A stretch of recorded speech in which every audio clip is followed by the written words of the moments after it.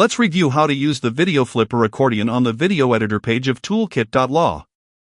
Select the Suite section, then the Creative Suite, and open the video editor page. Click on the Video Flipper accordion title bar to access this resource. Here, you start by uploading your file directly from your device or securely connecting to Box, Clio, Dropbox, Google Drive, or OneDrive. Once your file loads, the editor immediately confirms the clip's duration, helping you verify the correct footage.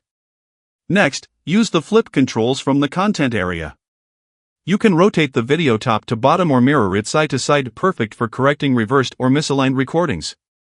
When finished, preview the corrected video right in your content area.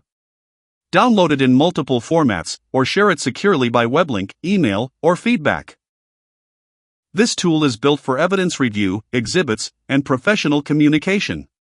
And that's how you use Toolkit.law's Video Flipper accordion.